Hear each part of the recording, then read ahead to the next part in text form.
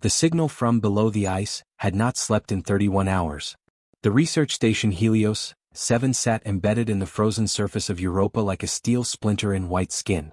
Outside, Jupiter's massive body swallowed half the sky, banded in amber and rust, indifferent to everything happening on the moon it owned.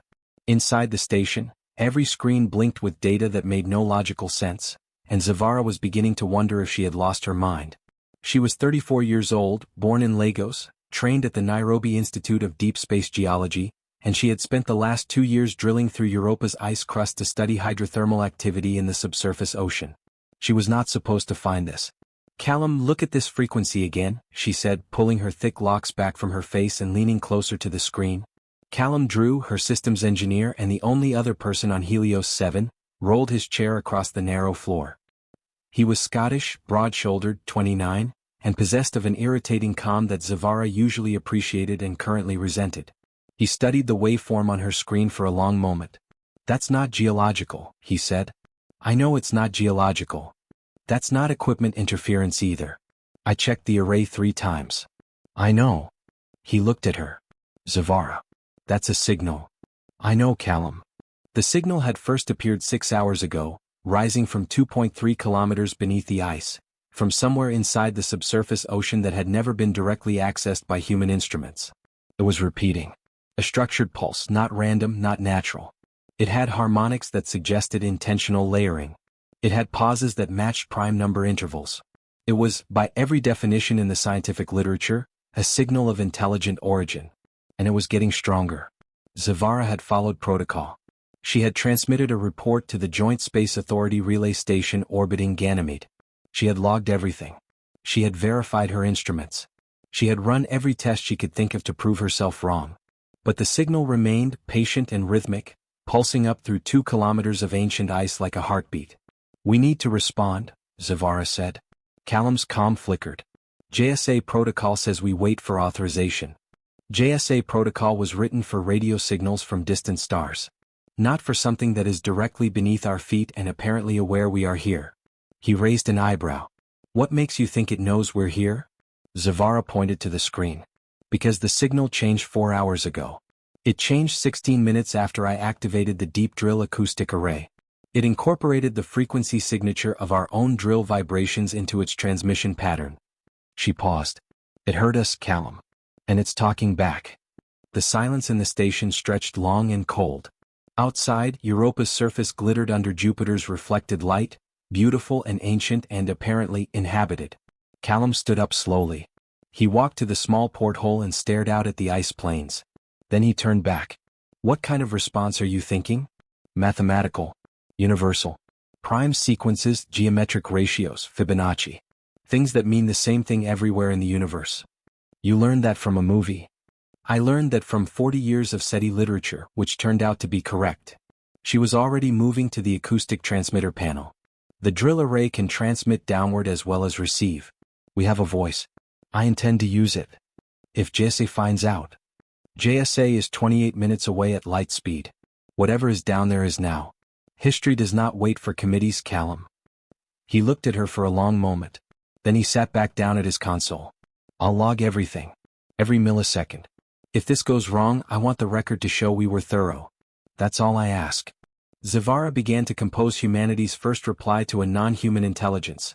Not from a mountain observatory, not from a radio telescope array in the desert, but from a small ice station on a frozen moon, transmitted downward into dark water by a woman who had not slept and had forgotten to eat and felt, despite everything, completely alive. She chose a simple opening. A sequence of pulses, 1, 1, 2, 3, 5, 8, 13. Fibonacci.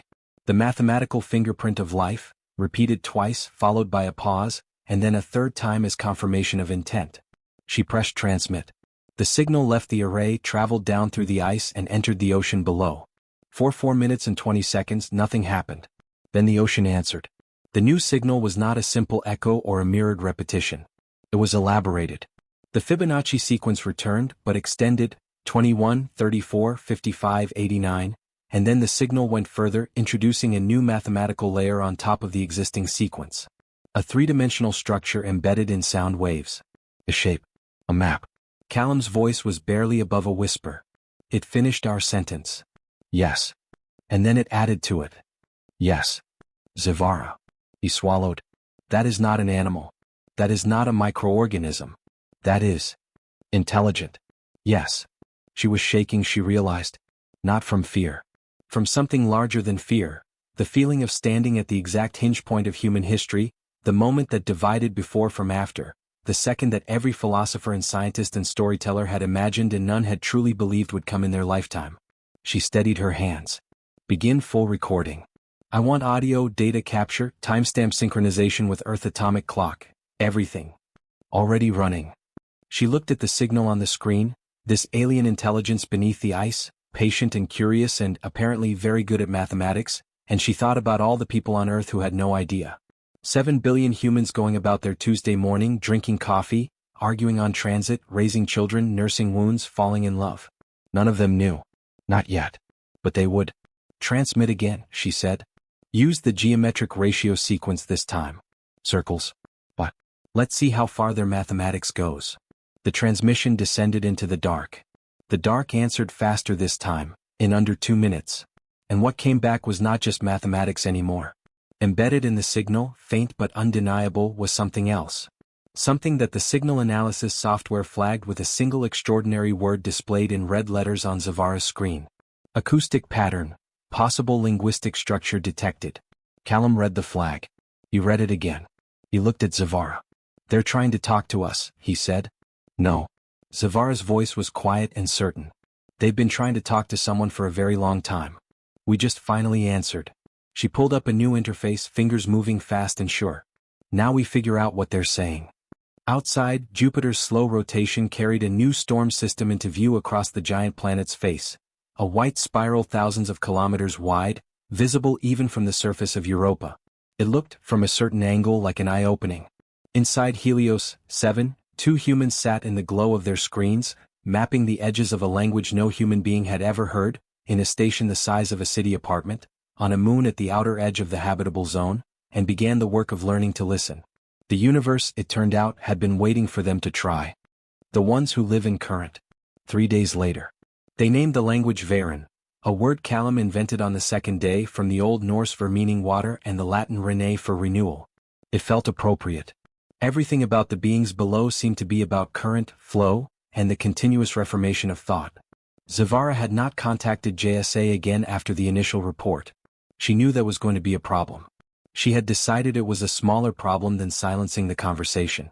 The beings, she refused to call them creatures, had demonstrated in 72 hours what it had taken human linguists decades to do with dead languages. They had systematically decoded the mathematical structure Zavara and Callum used to communicate and had begun substituting acoustic concepts for numerical placeholders. Not words exactly. More like tonal gestures, short bursts of layered sound that seemed to carry context along with content. The signal analysis software, originally designed for geological pattern recognition, was almost certainly not equipped for this, but Callum had been rewriting its core processing algorithms in real time, running on 3 hours of sleep and more caffeine than was medically advisable. I think this cluster, Callum said, highlighting a repeating tonal sequence on his screen, is a pronoun, or the closest equivalent. They use it when they seem to be referring to themselves as a group. How large a group? Zavara asked. Unknown. But the signal carries resonance, like it's been passed through multiple sources before it reaches us. Like many voices agreeing on a single transmission. He paused. Zavara, I think they're a collective intelligence. Not a hive mind in the science fiction sense. More like a deeply democratic one. Every transmission seems to be a consensus. Zavara considered that. So when they speak to us, the entire community has agreed on what to say. That's my working theory. Then they're not impulsive. No. Deliberate. Careful. He looked at his screen. Which makes the fact that they're talking to us at all meaningful. They chose to engage. They decided to. On the third day, the beings transmitted something that stopped both of them cold. It was a three-dimensional acoustic map, a detailed representation of the ocean floor, rendered in layered sound frequencies that the software could translate into visual topography. The map showed the hydrothermal vents Zavara had been studying from above. It showed the chemical gradients and current pathways. But it also showed something that human instruments had never detected, a network of what appeared to be constructed structures on the ocean floor. Not natural geological formations.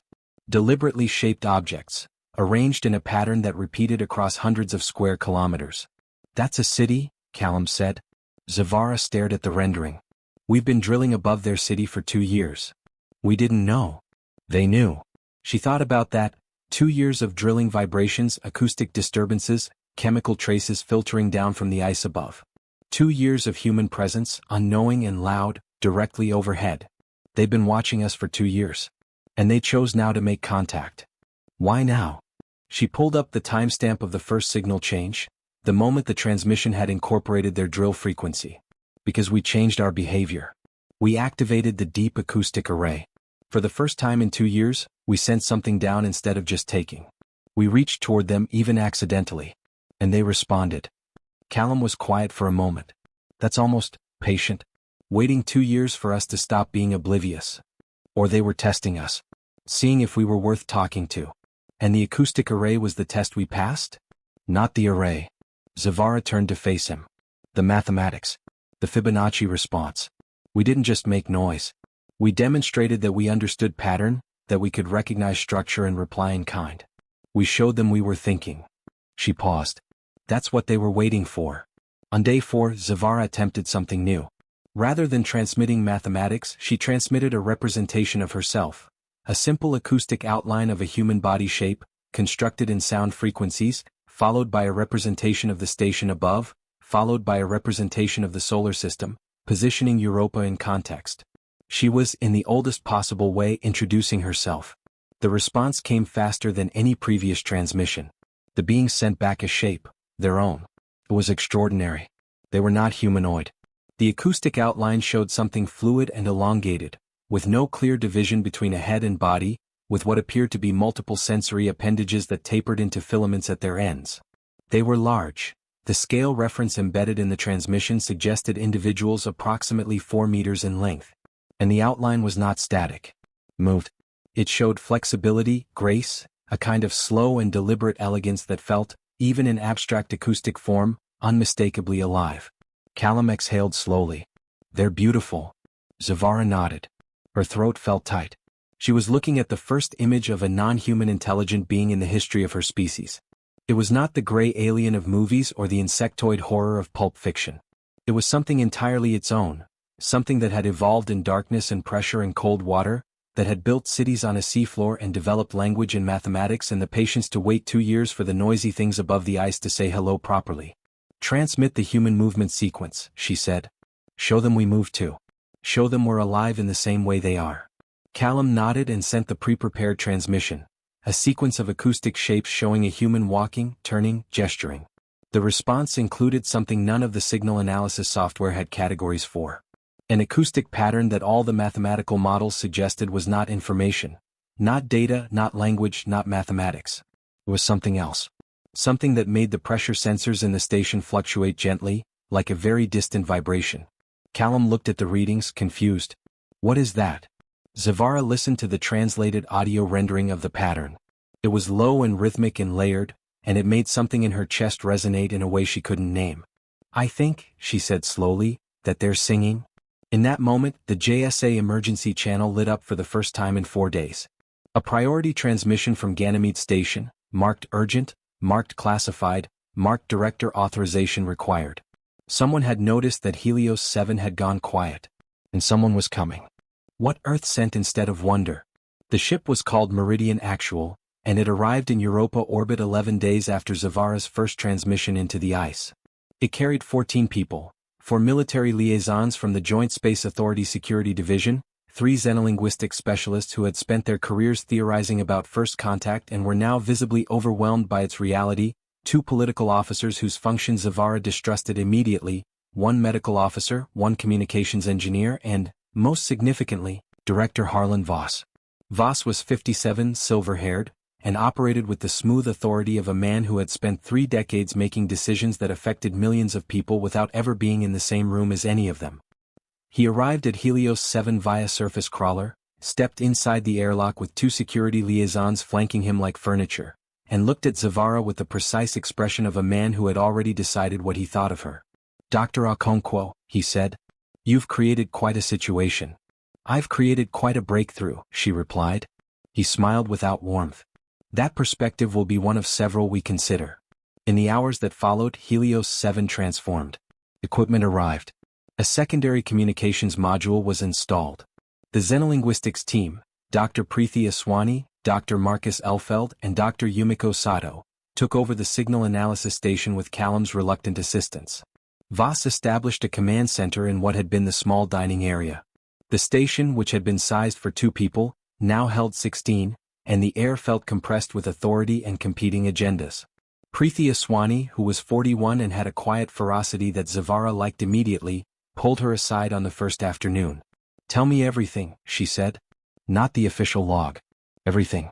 What does it feel like to talk to them?" Zavara told her.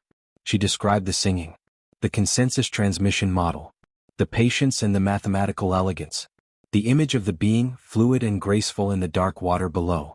Preeti listened with her eyes closed, occasionally making small sounds of pure professional joy.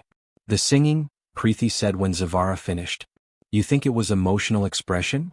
I don't know what else it could be. It wasn't information. It wasn't language. It felt like a response to seeing us move. Like they were expressing something they couldn't put into words." "Delight," Preeti said quietly. "That's what I would call it. The recognition of life in another form. Delight." The first conflict came that evening. Voss convened a meeting and announced that all transmissions to the subsurface entities, he used the word entities in a way that consciously avoided anything warmer, would be reviewed and authorized by his office before transmission. "The security implications of unrestricted communication with an unknown intelligence are," he began. "They've been here for millions of years," Zavara interrupted. "We are the unknown intelligence director. We are the ones who arrived uninvited above their city and drilled holes in their roof." That's a colorful framing. It's an accurate one. The political officer, a thin man named Gregor Pale who had not yet introduced himself to anyone, made a note on his tablet. Zavara watched him write and felt a specific kind of dread. "Furthermore," Voss continued, "until we have assessed the strategic implications of this contact, all information regarding the discovery remains classified at the highest level." "You're going to hide them," Callum said from the corner. Everyone looked at him. He rarely spoke in large groups. "You're going to classify the most important discovery in human history and put it in a cabinet somewhere. I'm going to ensure that humanity approaches this situation carefully," Voss said. Rather than with the improvised enthusiasm of a 2-person geology team. The room was silent. Zavara looked at the signal monitor, which was still active, still receiving the slow, patient pulses from below. The beings had noticed the change in transmission patterns over the past day. The response signals had grown more complex, more inquiring, as if asking a question. What is different? Why has the voice changed? She thought about what it meant to have found intelligence in the dark water of a frozen moon, to have reached out and been reached back toward, and then to have this moment, this extraordinary rupture in the story of human aloneness, handed to a man like Harlan Voss and a man like Gregor Pale and their cabinet of classified things. That night, Preeti came to her bunk. "I want to show you something." She had her tablet. On it was a partial translation matrix she had been building since arrival, a map of the Varen language structure, cross-referenced with Callum's earlier work. "Look at this cluster," Preeti whispered, pointing to a sequence they had received 4 days ago. "I think it's a question. Not about mathematics. Not about shape or form." She paused. "I think they're asking, are you afraid?" Zavara stared at the cluster. "Why would they ask that?" "Because they've been watching the change in our behavior since the ship arrived. The transmissions became less frequent, less personal, more formal. They noticed. And I think they're asking whether fear is the reason." Preeti looked up from the tablet. "They want to know if we're going to be the kind of species that runs from what it doesn't understand." Zavara lay back on her bunk and stared at the curved metal ceiling of Helios 7, listening to the low hum of the station's oxygen recyclers, the distant creak of the ice shifting outside, and somewhere far below, in the dark and the warmth of the hydrothermal vents, the patient slow minds of a civilization that had evolved in isolation and now waited to see what humanity was made of. She thought about the singing. She thought about the answer she wanted to send. She thought about Voss and his authorization process and Gregor Pale's quiet notes. Then she got up, walked to the secondary terminal in the equipment bay, the one the new communications engineer hadn't yet fully integrated into the central monitoring system, and she began to compose a reply. "No," she transmitted. "Not afraid. Complicated. Working on it." The answer came back in under a minute. And embedded in the response, woven into the mathematical architecture of their reply, was the same acoustic pattern as before, the layered, resonant, impossible to categorize sound. The singing. Again. As if they understood. The language of depth. 6 weeks after first contact, Preeti Aswani stood in front of the full JSA Oversight Committee, transmitted live via quantum relay to Earth, and presented a translation summary that changed the terms of every conversation humanity had been having about the cosmos. She called the beings Varen, borrowing Callum's invented word. Not because it was their name for themselves, that was an acoustic concept that no human vocal apparatus could produce, a layered chord that required multiple simultaneous frequencies, but because it was a name given in the spirit of flow and renewal, and the beings, when presented with it as a label from the surface people, had incorporated it into their transmissions as if accepting the gift. The Varen were ancient. This was the first and most staggering conclusion from the translation work.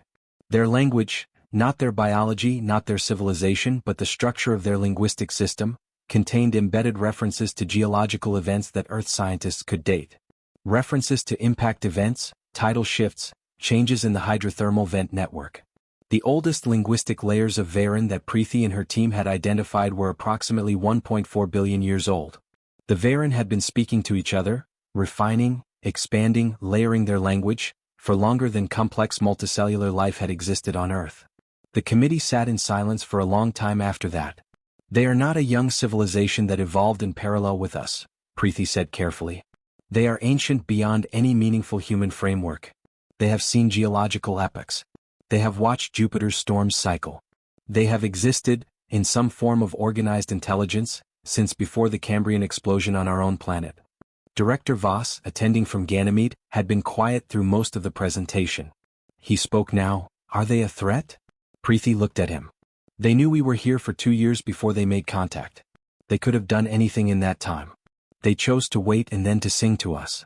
That's not an answer. It is the most complete answer the data supports. Zavara, sitting in the back of the small Helios 7 briefing room, watched the political officers shift in their seats and thought about threat assessments and the particular kind of smallness that came from measuring everything in terms of danger.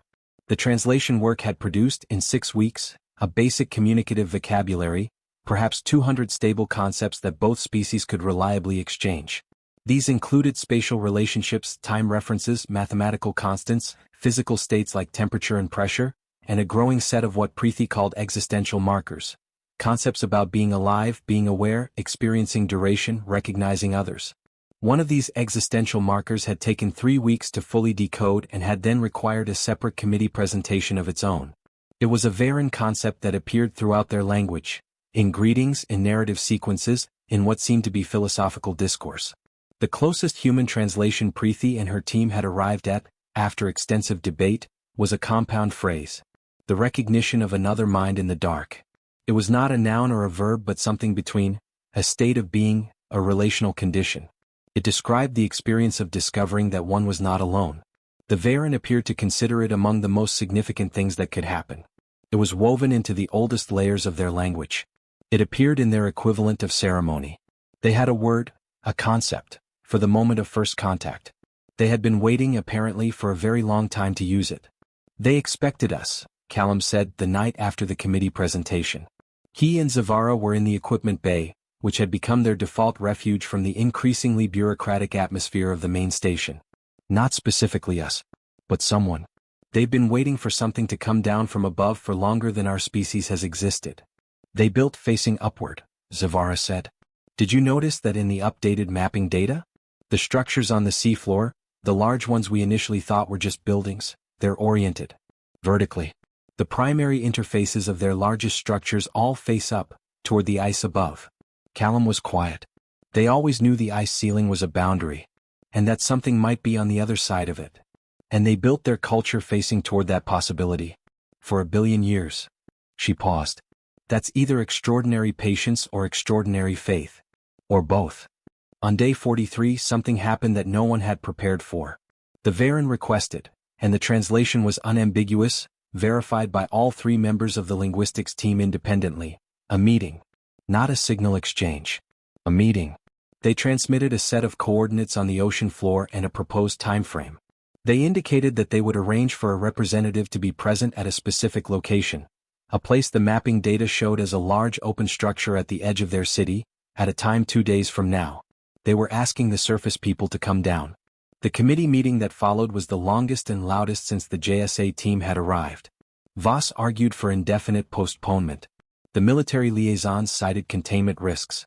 Gregor Pale produced a 17-page document on liability frameworks that Zavara did not read. Marcus Elfeld argued that refusing the meeting would represent a diplomatic failure of historic proportions. Preeti was calmer and more dangerous. She pointed out, in her quiet, ferocious way, that the Varen had already demonstrated the capacity to affect acoustic systems, water pressure and thermal regulation in the vicinity of the station. Not as a threat, she was careful to say, but as a demonstration of their capabilities during several transmission exchanges. Declining the meeting when they were clearly capable of demanding it was not a position of strength. "They're not threatening us," she said. "But they are letting us know gently that they could." It was Zavara who finally ended the debate in a way no one expected. She pointed out that the beings had composed their meeting request with the recognition concept embedded at its opening and closing. The recognition of another mind in the dark. They had framed the invitation in the language of their most sacred relational concept. "You don't refuse a sacred invitation," she said. "Not from a billion-year-old civilization that waited 2 years just to see if we were worth talking to. Not without communicating something about ourselves that we will not be able to take back." The vote was 6-4 in favor of proceeding. Zavara began preparing for the dive. The meeting at the floor of the world. The submersible was called Heron, a small research vessel originally designed for geological sampling, now retrofitted with acoustic communication systems, additional lighting arrays, and a reinforced hull rated to the pressures of Europa's deep ocean. It seated 3. Zavara piloted. Preeti occupied the co-pilot seat with the acoustic transmission interface. Callum, who had argued his way into the third seat with the calm certainty of a man who had decided, sat at the systems panel in the rear. No one slept the night before. The descent through the borehole, widened over 6 weeks of frantic engineering, took 40 minutes. Then the ice gave way to water and the ocean opened around them like a second universe. Zavara had read descriptions of Europa's subsurface ocean 100 times. She had studied the pressure gradients and thermal maps and chemical models. She thought she had understood it. She had not understood it. Nothing prepared her for the scale, the way the water stretched in every direction to an absolute darkness that depth and distance had made absolute, broken only by the gentle bioluminescence of what she could only assume were organisms of some kind, drifting in slow currents. Nothing prepared her for the warmth, the hydrothermal vents pushing heat into the water in slow invisible columns, making the ocean stratified and complex.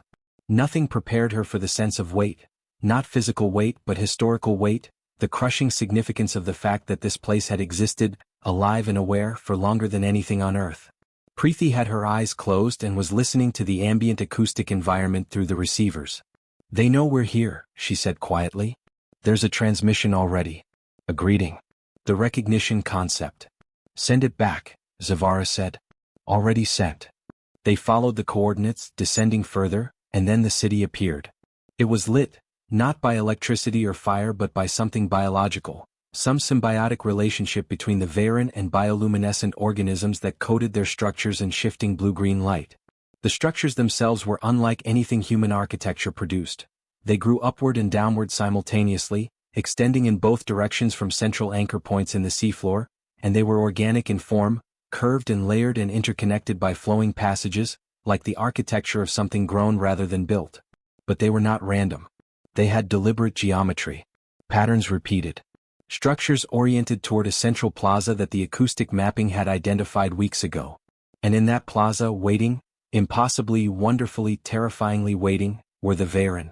There were 7 of them arranged in the plaza, which Zavara would later understand was the diplomatic number, the minimum consensus group required for any formal engagement in Varen culture. They were exactly as the acoustic outline had described and entirely unlike anything that description had prepared her for. They were luminous, their own bioluminescence cycling slowly through a range of colors that Preeti immediately identified as part of the communication system, a visual language layered on top of the acoustic one. They moved with the slow, unhurried grace of things that had evolved in water and had never needed to be hurried. Their filament appendages trailed behind them in the current, and those filaments were moving, not randomly but in patterns, the way fingers move when someone is thinking through words before speaking. Zavara brought Heron to a slow stop at the edge of the plaza and held position. For a moment, 30 seconds, a minute she couldn't have said, no one on the submersible breathed. Then Preeti spoke. They're transmitting. Full acoustic and visual spectrum. Give me a moment. Pause. Zavara. The transmission opens with the recognition concept. And then. She stopped. Her voice when she continued was not her usual quiet ferocity. It was something more unguarded. And then it says, we made this place to be found. The plaza. The city oriented upward. The billion years of facing toward the ice. We made this place to be found. Zavara pressed the acoustic transmitter. She had prepared words, careful, committee-approved, diplomatically structured words. She did not use them. Instead she transmitted the simplest possible reply, the Varen concept for we understand, which the team had decoded in week 3, followed by the human acoustic outline she had first used to introduce herself, followed, and this was not in any prepared script, by the Fibonacci sequence they had exchanged at the very beginning. Not as mathematics. As memory. This is where we started. The Varen response was immediate. The 7 beings in the plaza moved. Not away toward. They came closer to the submersible, close enough that Zavara could see individual detail, the complexity of their filaments, the way their bioluminescence responded to their own movement, the quality of attention in their sensory appendages as those appendages turned toward the submersible's viewports and processed whatever their equivalent of sight produced. And then they began to sing. Not the distant transmitted signal she had heard 6 weeks ago through acoustic receivers. What? In the water around the submersible. 7 ancient intelligences producing a layered chord that the heron's hull transmitted into the interior as a physical vibration, felt in the chest, in the hands, in the bones of the inner ear. A sound that was simultaneously music and language and something else, something that had no name in any human tongue because no human had ever heard anything like it. Callum had tears running down his face. He made no move to wipe them. Preeti was translating furiously, her lips moving silently. Zavara simply listened. When it was over, and it lasted nearly 4 minutes, which Zavara would later describe as the 4 longest and fullest minutes of her life, Preeti set down her tablet and said in a voice barely above a breath, "It's a history. The whole song is a history. Of this place. Of their civilization. Of what it has been like to be here, alone in the dark, for all this time. And at the end," she stopped. "At the end?" Callum said. "At the end it says, and then the ice spoke back. The ice spoke back. Humanity, arriving late and clumsy and magnificent, drilling holes above an ancient city, tapping out prime numbers with a geological survey tool and hoping something would answer. The ice spoke back. In the months and years that followed, the story changed everything. The classification broke, inevitably as Zavara had known it would, first through a JSA Council leak, then through Preethi's unauthorized but inarguably correct decision to publish her translation papers, then through the simple unstoppable force of a truth too large to be contained. The world learned about the Varen. The world argued and panicked and marveled and argued again. Governments rewrote frameworks. Philosophers revised foundational assumptions. Children grew up in a world where the central fact of human cosmic loneliness was no longer true. The contact was slow and careful and mutual. The Varen, patient as geology, were not interested in urgency. They had things to teach and wanted time to learn. They were curious about human music. This was the first non-mathematical thing they requested to receive, and the transmission of Beethoven's 7th Symphony into the ocean of Europa caused the largest consensus response ever recorded, a transmission so complex it took 18 months to fully translate. Zavara was present for all of it. She returned to Europa 4 more times. She learned 17 stable Varen concepts that she could consistently transmit without error. She learned to recognize individual Varen by their bioluminescence patterns and the particular qualities of their filament motion.